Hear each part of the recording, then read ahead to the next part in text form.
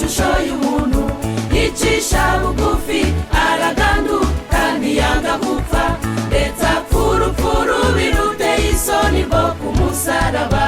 Icyo gitumye Imana imushyira hejuru y'ibyaremwe ikamuha izina risumba ayandi mazina yose, kugira ngo amavi yose apfukame mu izina rya Yesu, yaba ibyo mu ijuru cyangwa ibyo mu isi n'ay'ikuzimu, kandi indimi zose zihamye ko Yesu Kristo ari umukiza. icyo gitumye Imana imushyira hejuru y'ibyaremwe ikamuha izina risumba ayandi mazina yose, kugira ngo amavi yose apfukame mu izina rya Yesu, yaba ibyo mu ijuru cyangwa ibyo mu isi n'ay'ikuzimu, kandi indimi zose zihamye ko Yesu Kristo ari umukiza.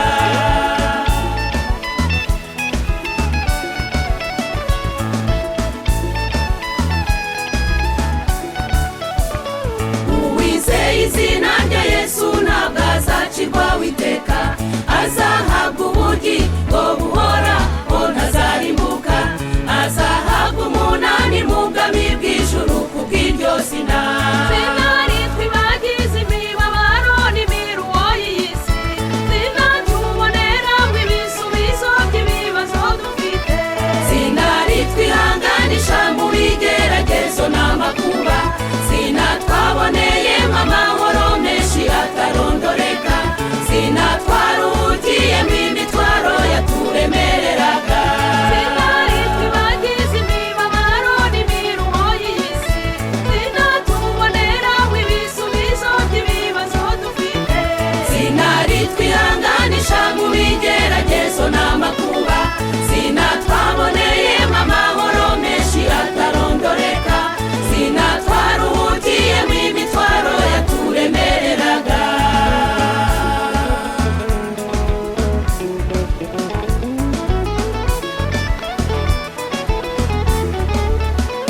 bapfakazi baranyurwa bakaririmba Kubw'iryo zina, imfubyi nazo zirarya zigasigaza, kubw'iryo zina, ibiragi birakira bikavuga, kubw'iryo zina, ziramuka zikareba umucyo, kubw'iryo zina, izina rya Yesu rihagurutsa ibirema byamugaye, izina rya Yesu rikiza ibipfa amatwi bikazibuka, abizeye izina rya Yesu ntabwo tuzakorwa n'isoni, ndetse indimi zose zihamye ko Yesu Kristo ari umukiza.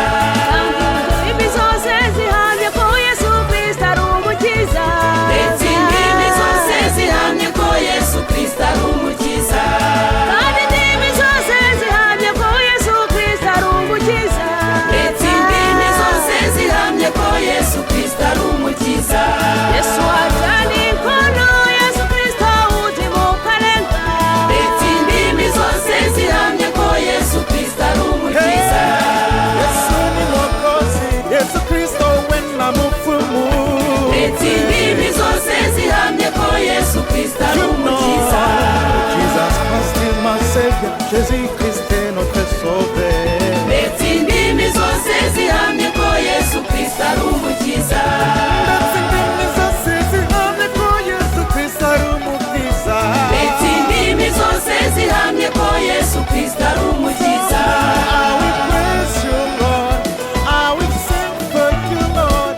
Gonna dance for you, Lord. You are my Savior. I will praise you, Lord. I will sing for you, Lord. I will praise you, Lord.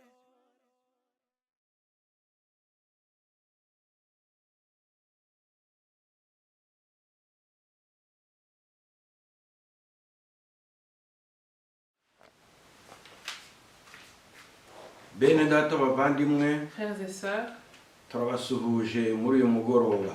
nous vous saluons dans cette soirée. Turagira ngo dukomeze inyigisho twatangiye zirebana n'ibya Pasika. Nous voulons continuer les enseignements que nous avons commencés en rapport avec la Pâque. Turagira ngo tubanze turirimbe ibice bibiri by'indirimbo. Nous voulons d'abord entamer en chantant Indirimbo y'105 mu ndirimbo zo gushimisha Imana. le cantique 105, la première partie. ubuntu bw'Imana butangaje nibwo bwanguyeho imigozi.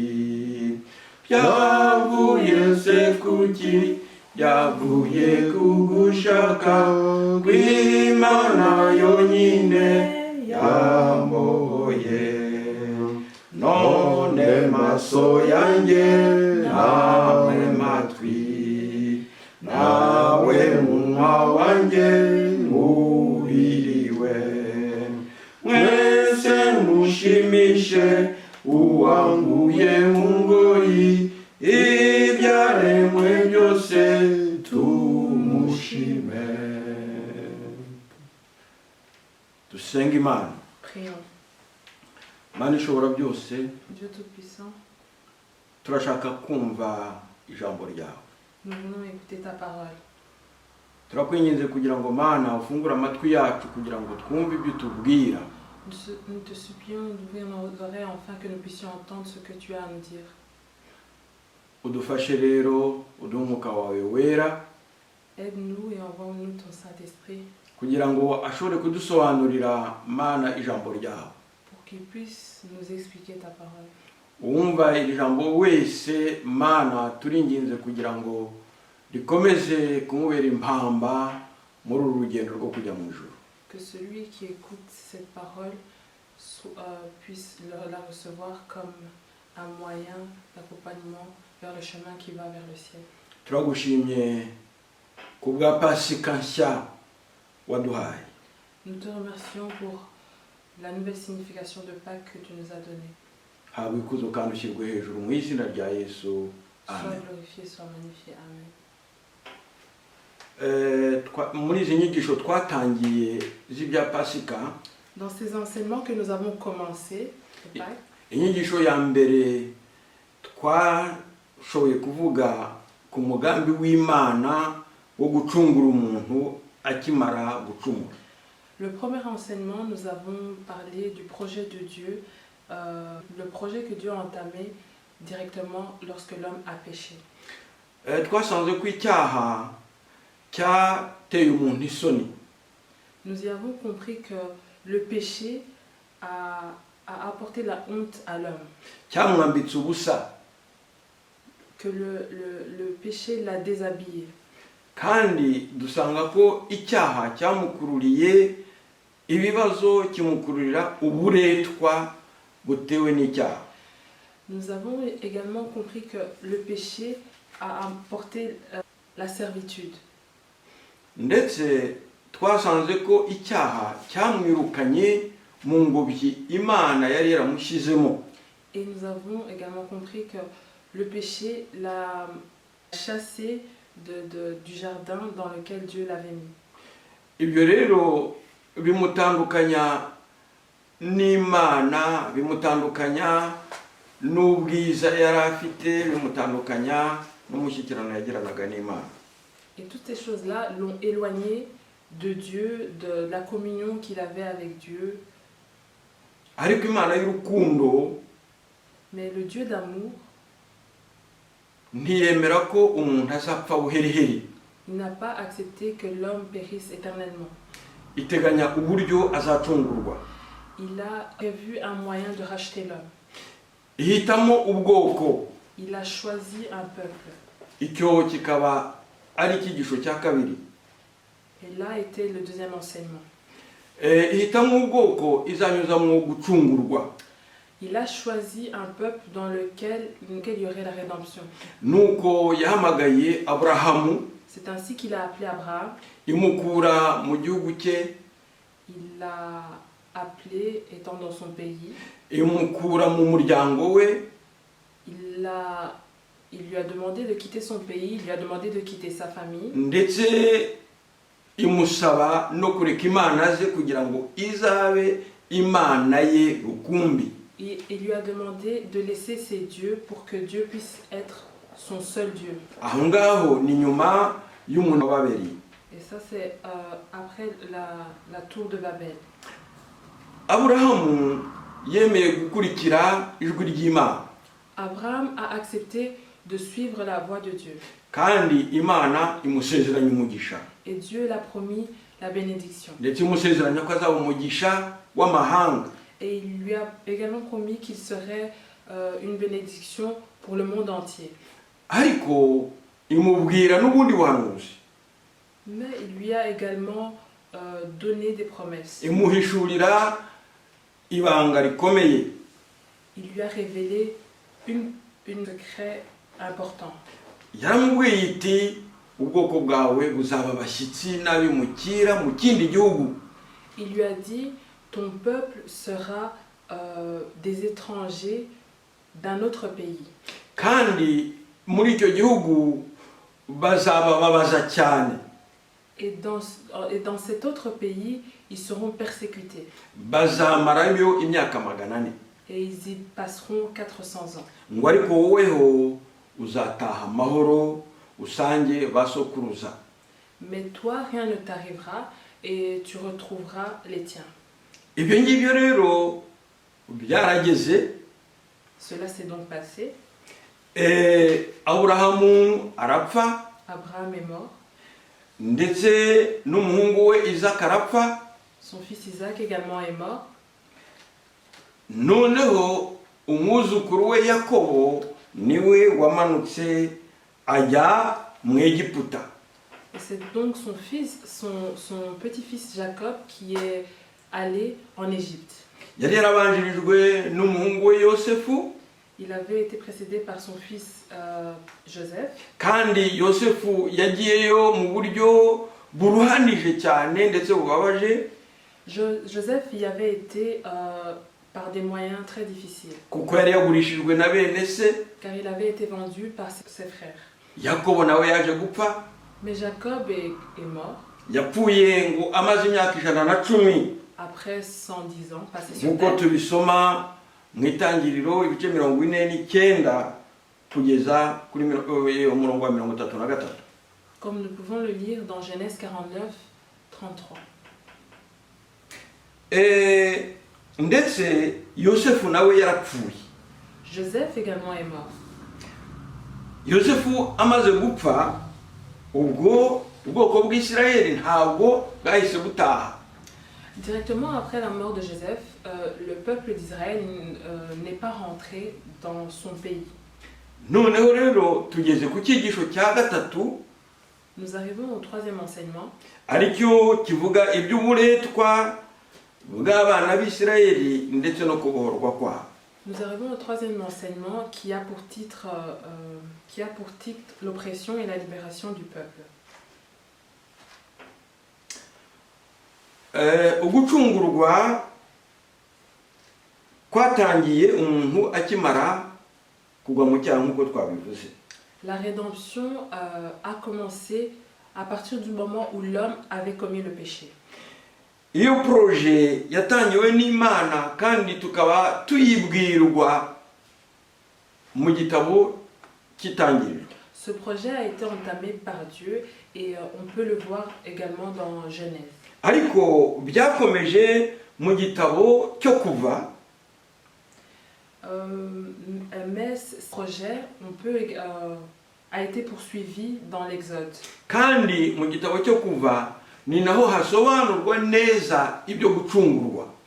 Et c'est vraiment dans l'Exode qu'on peut comprendre la rédemption. Gucungurwa nshaka kuvuga ni gukurwa mu buretwa. La rédemption dont je veux parler ici, c'est la libération de l'homme. Kuva mu bucakara, kuva mu buretwa bari barashyizwemo na Farawo. Quitter la servitude dans laquelle ils avaient été mis par Pharaon. Nicyo gitabo kinadusobanurira ibya Pasika. C'est l'Exode, c'est dans le livre de l'Exode que nous retrouvons les explications sur la Pâque. Niho tubona bwa mbere ijambo rya Pasika.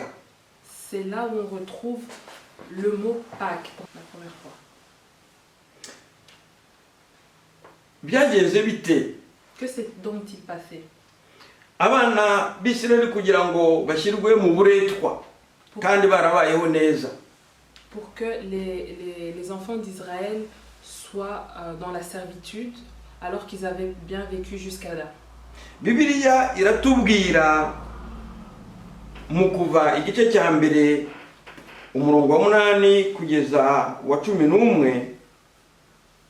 La Bible nous dit dans Exode 1 ko mu Egiputa himye umwami utazi bya Yosefu. qu'en Égypte, il y a eu un roi qui ne connaissait pas l'histoire de Joseph. Umurongo wa 9 w'igice cya mbere Au verset 9, aravuga ati dore Abayisirayeli bahindutse ubwoko buturuta ubwinshi buturusha n'amaboko. voici les Israélites sont devenus nombreux et plus forts que nous. Noneho rero ashaka uburyo yagabanya izo mbaraga zabo. Ainsi, il a cherché un moyen pour diminuer leur force. Niko dusoma ku murongo wa 10. C'est comme nous pouvons le lire au verset 10. Havuga ngo nimuze tubashakire ubwenge be kugwira. Venez et trouvons un moyen pour qu'ils ne puissent se multiplier. Ngo maze bakazazifatanya n'abanzi bacu. Ainsi pour éviter qu'ils puissent se tourner contre nous. Noneho rero babashakiye imirimo y'uburetwa.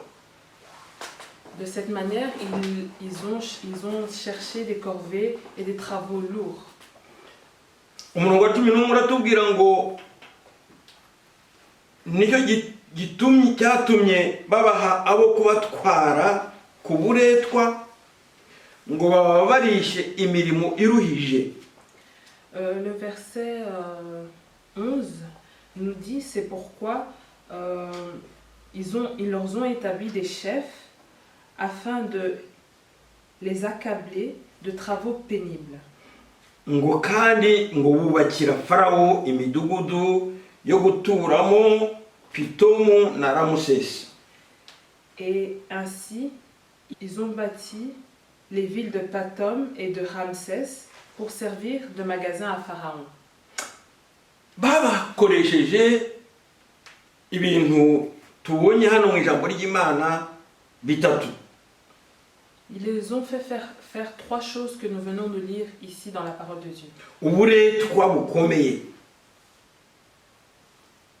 Des corvées pénibles. Kandi ngo babakoresha n'agahato. Ils leur ont fait faire des corvées pénibles sous le joug d'un chef. Icya gatatu bababumbisha amatafari. Et troisièmement, ils les ont fait faire des briques. Kandi ayo matafari bayabumba bababazwa bakubitwa.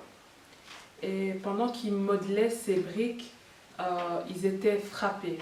Twabonye ko umugambi wa Farawo kugira ngo abakoreshe ubwo buretwa. Nous avons pu voir que la raison pour laquelle Pharaon les a fait faire ces travaux pénibles, kwari kugira ngo ababuze kwiyongera. c'était pour leur empêcher de se multiplier. Ariko se yabigezeho? Mais est-ce que vraiment il y est arrivé? Uko babakoreshaga barushagaho kubakoresha imirimo y'uburetwa. Au fur et à mesure qu'ils continuaient à leur faire ces travaux pénibles, ahubwo ngo barushagaho kwiyongera. ils se multipliaient encore plus. Bituma rero ngo babanga urunuka. Et cela a causé version de la part du peuple de Pharaon envers eux. Ongera kubagirira nabi. Ils ont multiplié la maltraitance. Ahangaha birashaka kutwigisha iki? Qu'est-ce que cela veut-il nous apprendre? Satani ntabwo ashaka ko ubwoko bw'Imana butera imbere haba mu by'umwuka. Ici, on apprend que Satan ne veut pas que le peuple de Dieu va de l'avant, que ce soit dans ce qui est spirituel. ntabwo ashaka ko itorero ry'Imana ryakura. Il ne veut pas que le peuple de Dieu grandisse. haba kwiyongera, haba ngo yongererwe abakizwa, En se multipliant, en multipliant le nombre de chrétiens, cyangwa se ryaba gukura mu by'umwuka, ou bien aller de l'avant spirituellement, kugira ngo abantu barusheho kwezwa pour que les gens puissent être sanctifiés. kandi barangwe n'imirimo yo gukiranuka. Et puis pour qu'on puisse les reconnaître par leurs œuvres. nicyo cyatumye Farawo abazanira ubwo buretwa. Et c'est pour cela que Pharaon leur a apporté cette servitude. N'abakirisitu natwe ubwoko bw'Imana muri iki gihe cya none Satani ajya atuzanira uburetwa butandukanye. Nous aussi chrétiens, Satan nous apporte une servitude dans nos vies. Atuzanira kutumvikana, Il nous apporte des querelles entre nous. tukaba turabavandimwe tuvuga ngo dusengera hamwe, turabakirisitu twese, ariko ugasanga ntabwo twumvikana. Nous sommes des frères et sœurs, nous œuvrons ensemble, mais nous ne nous entendons pas. Tugacirirana imanza, ugasanga turacirirana imanza, Nous nous jugeons les uns les autres ugasanga ntabwo twumvikana. et nous ne nous entendons pas. Abandi ugasanga buzuye kwishyira hejuru, Les autres sont remplis d'orgueil. nk'abayobozi ugasanga barishyira hejuru, ugasanga utabatandukanya n'ibyo bayobora. On peut également voir l'orgueil des responsables. Ainsi, on n'arrive pas à vraiment différencier ce qu'ils font avec leur ministère. Ubundi abandi ugasanga bafite kwibona mu by'umwuka, Les autres ont l'orgueil spirituel. kandi uko kwibona mu by'umwuka bikabatera kutubaha ababayobora. Et cet orgueil spirituel fait qu'ils ne respectent pas ceux qui sont leurs responsables. Bakibwira hari ko babarusha gukizwa, Et ils se disent certainement qu'ils sont plus chrétiens que leurs responsables. ndetse hari n'abo usanga bavuga bati abayobozi bacu ntabwo buzura umwuka. Et de temps en temps, on peut entendre que les uns disent que nos responsables ne sont pas remplis du Saint-Esprit. Ariko se Imana yabahamagaye ite niba batuzura umwuka? Mais comment est-ce que Dieu les a appelés alors qu'ils ne sont pas remplis du Saint-Esprit? Ugasanga abandi bararwanira imirimo y'ubuyobozi, Les autres se battent pour des responsabilités. abandi ugasanga barajorana, Les autres se critiquent. cyangwa se ugasanga baratongana rwose uburyo bugaragara. Et les autres se querellent de manière à ce que ce soit visible. Intumwa Pawulo yavuze kuri ubwo gucakara umwana Satani ashyiramo abana b'Imana muri Timoteyo wa 2 ibice 3 umurongo wa 1 kugeza wa 6. L'apôtre Paul a parlé de cette servitude dans laquelle Satan pousse l'enfant de Dieu, dans Timothée 3, 1 à 6. Ngumenye ko mu gihe cy'imperuka Et sache que dans hazaza les ibihe jours, birushya, il y aura des temps difficiles. kuko abantu bazaba bikunda, Parce que les gens seront orgueilleux. bazaba bikunda, Les gens seront égoïstes. bazaba bakunda impiya, Ils seront cupides. bazaba birarira, Ils seront orgueilleux, batukana, blasphémateurs, batumvira ababyeyi babo, rebelles à leurs parents, ari indashima, ingrats batarabera, et impies. ndetse batirinda, Et sans frein. bagira urugomo, Ils seront sauvages badakunda ibyiza, et ennemis du bien. bagambana,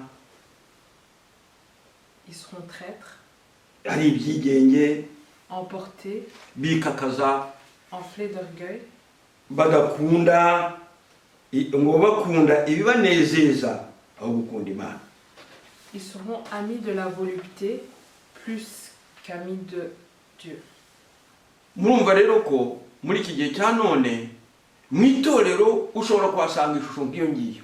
Vous comprenez alors que dans le peuple, dans l'église, nous pouvons retrouver ces images-là. Ugasanga satani yahejeje abantu muri ubwo buretwa. Et tu trouves que Satan a pris les gens dans cette servitude-là. Icyo agendereye L'objectif de Satan, nuko itorero ridatera imbere, c'est que l'église n'aille pas de l'avant. nuko ubwoko bw'Imana budatera imbere, nk'uko Farawo nawe atifuzaga ko ubwoko bw'Imana bushobora gutera imbere ngo bwiyongere. C'est que l'église n'aille pas de l'avant. Et que comme Pharaon également ne voulait pas que les Israélites aillent de l'avant. Farawo kuva atangije uburetwa mu bana b'Isirayeli, Pharaon ayant entamé cette servitude, ntabwo yifuzaga ko ubwoko bw'Imana bwaruhuka ngo bube mu kiruhuko Imana itanga. il ne voulait pas que ce peuple des Israélites puisse avoir un repos, ou plutôt se reposer, ce repos que Dieu donne. Ni nako Satani kuva yagusha abakuraba mbere bacu ntabwo yigeze ahwema kurenganya itorero n'abakunda Imana. C'est ainsi que depuis nos ancêtres, Satan n'a cessé de faire du mal au peuple de Dieu. On peut le voir également. Ntabwo ashaka ko itorero ritera imbere. Il ne veut pas que l'Église aille de l'avant. Ntashaka ko itorero rikura. Il ne veut pas que l'Église puisse se multiplier. Ni ukuvuga ngo Farawo ashushanya Satani. Cela symbolise que Pharaon est l'image de Satan. Muri iki gitabo Farawo niwe Satani wanga ubwoko bw'Imana muri iki gihe cya none. Dans ce livre, c'est Pharaon qui est Satan. Satan qui n'aime pas le peuple de Dieu dans les temps dans lesquels nous sommes. Ubwo buretwa amaze kubona ntacyo bugezeho, Après que Pharaon ait vu que cette servitude n'a servi à rien, kuko uko barushagaho kubababaza barushagaho kwiyongera. car au fur et à mesure qu'on continuait à peiner les Israélites, ils se multipliaient encore plus. Noneho yafashe indi ntera ya kabiri. Alors il a pris d'autres résolutions. Ashaka kwica abana bose b'abahungu bavutse. Il a voulu tuer tous les garçons qui venaient de naître.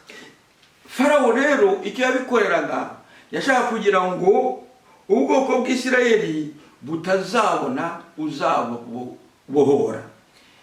Ce pourquoi Pharaon faisait cela, c'était pour que les Israélites ne puissent pas trouver quelqu'un qui puisse les libérer de cette servitude-là. Niyo mpamvu yatumye abwira ababyaza ngo nihavuka umuhungu bajye bahita bamuniga. C'est pour cela qu'il a dit aux femmes sages, aux sages-femmes plutôt, que si un garçon venait de naître, il fallait qu'il le tue directement. Noneho abagabo b'Abisirayeli nibabura nta bana b'Abisirayeli bazongera kuboneka. Ainsi pour que s'il n'y aurait plus d'enfants, kuko abakobwa bo bashobora kuzashakwa n'Abanyegiputa. car leurs filles auraient pu se marier avec les Égyptiens.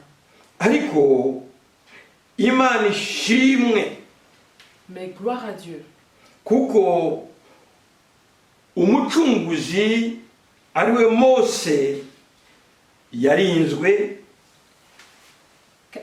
gloire à Dieu, car leur libérateur qui est Moïse yararinzwe kandi arererwa ibwami ndetse arerwa na nyir'umubyara. Gloire à Dieu car Moïse a été protégé au sein de la famille royale Et c'est là où il a grandi et il a été bien chouchouté par sa maman. ibyo kwa farawo ntabwo bari babizi Cela, chez Pharaon, il ne le savait pas. kuko iyo bakibimenya ntabwo bari gutuma ko arerwa n'uwo nyina kandi baranamuhembaga. Car s'il le savait, il n'allait pas permettre que cet enfant puisse être élevé par cette mère. ubwo rero n'ubundi ubwo buryo bwo kwica abahungu farawo arashaka gukuraho umugambi wo gucungura ubwoko bw'Imana. Par ce moyen, de tuer les fils, Pharaon voulait Il voulait détruire le plan de rédemption de l'homme. Kwica abo bahungu bigaragaza ko farawo yashakaga gusenya umugambi wo kubohora ubwoko bw'Imana. Par le fait de tuer les fils qui venaient de naître, Pharaon voulait détruire. Pharaon, en ordonnant de tuer les garçons, voulait que le premier plan de libérer le peuple israélite ne puisse pas voir le jour. Uko ni nako Herode nawe yabigenjeje ubwo Yesu yavukaga.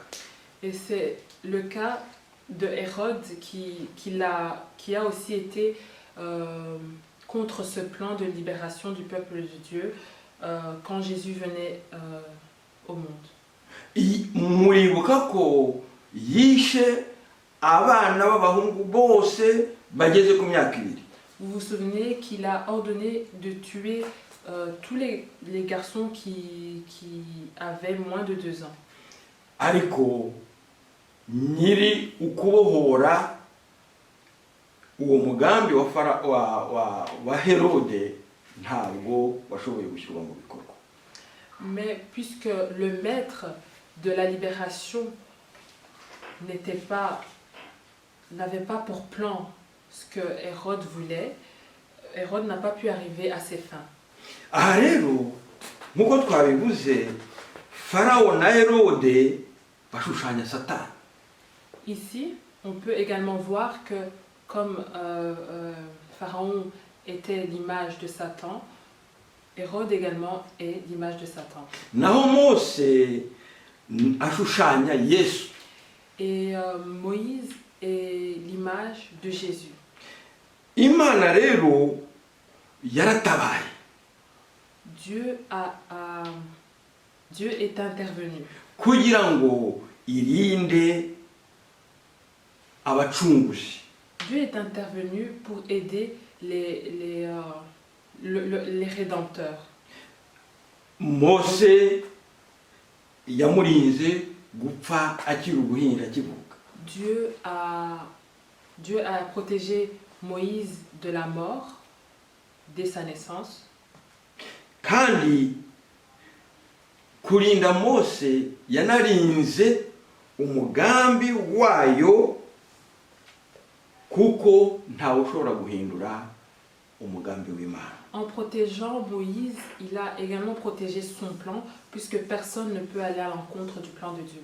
Nawe humura. Toi également, n'aie pas peur.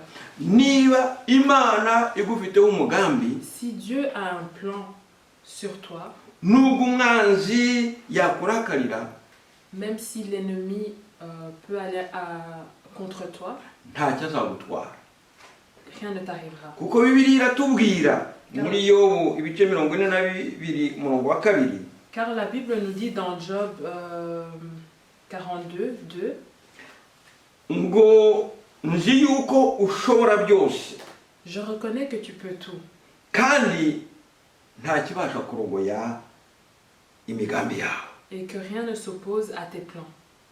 Imana rero yarinze Mose kandi iramurera ndetse iramwigisha. Dieu a protégé, il a éduqué et il a enseigné Moïse. Kugeza ubwo yageze mu gihe cye cyo kumukoresha. Jusqu'à ce qu'il arrive dans son temps où Dieu voulait qu'il œuvre pour lui. Imana kugeza ubwo yamuhamagaye. Jusqu'à ce que Dieu l'appelle. humura nawe Imana izakurinda kugeza mu gihe cyayo. Ne t'en fais pas, toi aussi, Dieu te protégera jusqu'à ce que ton temps arrive. Niba igufiteho umugambi, Si Dieu a un plan pour toi, witinya, n'aie pas peur. izabana nawe. Il sera avec toi, Nubwo wahura n'ibikomeye, même si tu rencontres des épreuves, nubwo wahura n'intambara, même si tu rencontres, ndetse nubwo wababazwa, même si tu es persécuté, humura izakurinda. n'aie pas peur, il te protégera. Imana y'urukundo ntabwo izakusigirira, Le Dieu d'amour, il ne te laissera pas seul. ahubwo izabana nawe Il sera avec toi kugeza ubwo izagera ku mugambi yaguteganirije. jusqu'à ce qu'il arrive au plan qu'il a prévu pour toi. Umuntu yakwibaza ati ariko se Imana yari he? Ibona bakubitwa bagirirwa nabi, iyo Mana yari he? Ntiyabibonaga. L'homme peut se demander, mais où était Dieu? Quel était l'état d'esprit de Dieu pendant que son peuple souffrait? Imana yarabirebaga. Dieu le voyait. N'ubu abana b'Imana turababazwa. Encore maintenant, le peuple de Dieu est persécuté. Abana b'Imana duhura n'ibibazo bitari bimwe. Le peuple de Dieu rencontre des souffrances ou bien des problèmes différents. Kandi ibyo bibazo biraturusha. Ces problèmes nous accablent. Tukibwira rimwe na rimwe ko Imana itabireba. Et souvent nous nous disons que Dieu ne le voit pas. Ariko Imana irabona. Mais Dieu voit. Imana irareba. Dieu regarde. Niba itari yagira icyo ikora nuko igihe cyawe kitaragera. S'il n'a pas encore agi, c'est que son temps n'est pas encore arrivé. Byagendekeye bite buriya bwoko bw'Imana bw'Abisirayeli? Que s'est-il passé pour ce peuple de Dieu des Israélites? Mu gice cya kabiri cyo kuva, Dans Exode 2, duhereye ku murongo wa 23, au verset 23, turasoma ngo nous pouvons lire: hashize iminsi myinshi umwami w'Egiputa aratanga, Abisirayeli banihishwa n'uburetwa babakoresha barataka. Gutaka batakishwa n'uburetwa kurazamuka kugera ku Mana. Imana yumva umuniho wabo, yibuka isezerano ryayo yasezeranye na Aburahamu na Isaka na Yakobo. Imana ireba Abisirayeli imenya uko bameze. Tukongeraho igice cya 3 guhera ku murongo wa 7. Uwiteka aramubwira ati, nukuri mbonye kubabara k'ubwoko bwanjye buri mu Egiputa. Numvise gutaka batakishwa n'ababakoresha uburetwa, kuko nzi imibabaro yabo, kandi manuwe no kubakiza mbakure mu maboko y'Abanyegiputa, mbakure muri icyo gihugu mbajyane mu gihugu cyiza. Longtemps après, le roi d'Égypte mourut et les enfants d'Israël gémissaient encore sous leur servitude et poussaient des cris. Ces cris que leur arrachait la servitude montèrent jusqu'à Dieu. Dieu entendit leurs gémissements et se souvint de son alliance avec Abraham, Isaac et Jacob. Dieu regarda les enfants d'Israël et il en eut compassion. Dans le chapitre 3, verset 7, l'Éternel dit: j'ai vu la souffrance de mon peuple qui est en Égypte, et j'ai entendu les cris que lui font pousser ses oppresseurs, car je connais ses douleurs. Je suis descendu pour le délivrer de la main des Égyptiens et pour le faire monter de ce pays dans un bon et vaste pays. Baratatse. Ils ont gémi. Ngo gutaka kwabo kurazamuka kugera ku Mana. Et ces gémissements sont montés jusqu'à Dieu. Ahari tujya twibaza ngo kuki Imana itantabaye? Souvent on se demande, mais pourquoi Dieu ne nous vient pas en secours? Ese aho wabonye n'uburyo bwo gutaka? Il a crié. Ese niba utaranabonye uburyo bwo gutaka, wabonye uburyo bwo kuniha? Si tu n'as pas trouvé le moyen de crier, est-ce que tu as gémi? Ahangaha muri iki gice cya kabiri biratwereka ko abana b'Imana, ubwoko bw'Imana bukwiriye gutaka igihe buhuye n'ingorane, ndetse bukaniha imbere y'Imana bukayereka ibibazo bufite. Au chapitre 2, on voit que le peuple de Dieu a besoin d'implorer Dieu et lui montrer leurs supplications. noneho mu gice cya gatatu rero dusanga ko imana ngo yarumvise Et dans le chapitre 3, on voit que Dieu a entendu ces gémissements ngo et ces cris. yumva gutaka kwabo Il a entendu leurs cris. kandi imana imenya imibabaro yabo Et Dieu connaissait leurs souffrances. ngo ndetse imana yumva gutakishwa batakishwa n'imibabaro. Et Dieu a entendu les cris qui étaient causés par leurs souffrances. Imana ntiyarekeye aho. Et Dieu ne s'est pas arrêté là. Haleluya. Alléluia. Imana ntiyarekeye aho. Dieu ne s'est pas arrêté là. ngo ahubwo iramanuka. Il est descendu.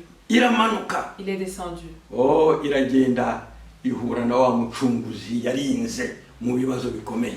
Et il est descendu et s'est montré au libérateur qui l'a protégé jusqu'à là. Yambwira iti ndashaka kugutuma. Et il lui a dit, j'ai envie de te confier une Ndashaka mission. kukohereza kwa Farao. J'ai envie de t'envoyer chez Pharaon Kugira ngo ujye kumbohorera ubwoko. pour que tu puisses aller libérer mon peuple. Haleluya. Alléluia. Imana nuyitakiriza kumva. Si tu implores Dieu, il t'entendra. Niba nubwo waniha izakumva. Même si tu gémis, il t'entendra. Imana yacu ni Imana yumva gutaka kw'abana bayo.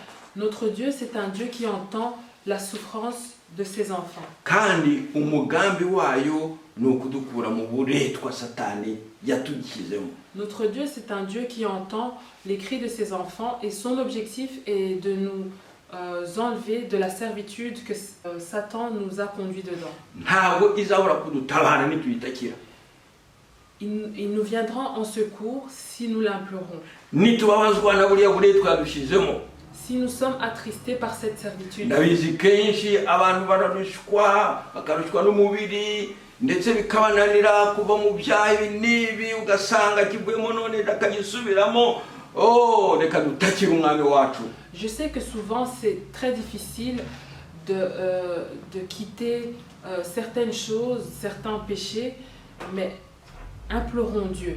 Ugasanga turaboshwe n'imirimo ya kamere, turaboshwe n'imirimo ya kamere, tuboshwe n'umubiri gusa, ariko tujye dutakira Imana.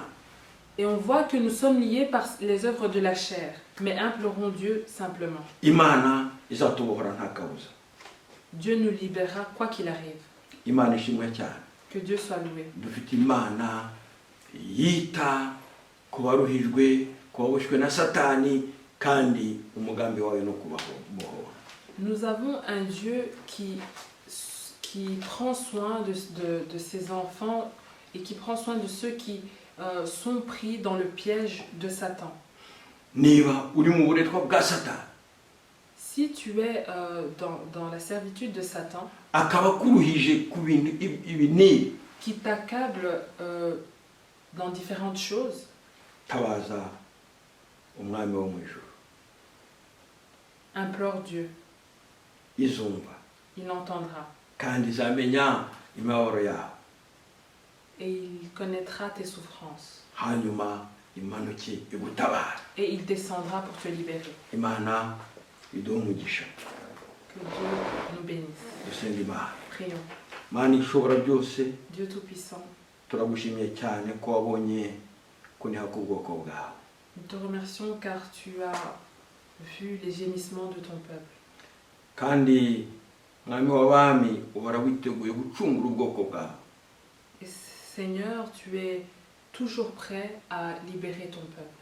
Nubwo umwami Satani ashaka gukuraho uwo mugambi wo gucungura abawe, ariko mwami ntabwo ujya umwemerera. Même si l'ennemi, maintes fois, veut aller à l'encontre de ce plan, mais Seigneur, tu ne le permets pas. Kuko nta muntu n'umwe cyangwa se nta biriho bishobora kurogoya imigambi yawe ku mwana w'umuntu, imigambi y'urukundo. Car personne et rien ne peut enlever l'amour que tu as uko niko wabohoye ubwoko bwawe. C'est ainsi que tu as libéré ton peuple. Nubwo Satani adashaka ko itorero ryawe ritera imbere, nubwo umwami Satani adashaka ko itorero ryawe rikura, ariko umwami urarirengera.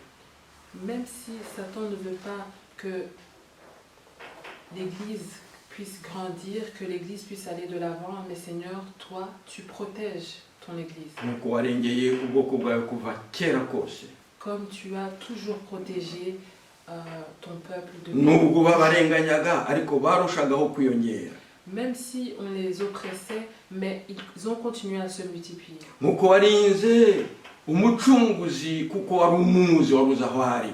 Comme tu as protégé le libérateur, car tu le connaissais et tu savais où il se trouvait. Nuko warinze Yesu umwana wawe w'ikinege ubwo Herode yamuhigaga. Comme tu as protégé ton fils unique, Jésus, lorsque Hérode le pourchassait. Aho ngaho washakaga kurinda umugambi wawe w'urukundo gucungura umwana w'umuntu. Et là encore, tu voulais protéger ton plan de libérer l'homme. Umugambi w'urukundo. C'était ton plan d'amour. Turagushimye Nyagasani. Nous te remercions, Seigneur. Tuguhaye kuzo kuko abagutakira bose batabara. Nous t'élevons car tous ceux qui t'implorent, tu leur viens en aide. Shimwa rero uhawe kuzo kandi ufashe buri wese wumvise iri jambo. Sois magnifié, sois glorifié et aide chacun qui a entendu cette parole. Waba ari mu buretwa bwa Satani awuvemo mu izina rya Yesu. Celui qui est pris au piège de la servitude de Satan, qui puisse la quitter. Umushoboze kugutakira. Que tu lui donnes la force de crier à toi. Maze mwami ashobore kubohoka. Pour qu'il puisse être libéré. Urakoze cyane mu izina rya Yesu. Merci. Dans le nom de Jésus-Christ. Amen. Amen.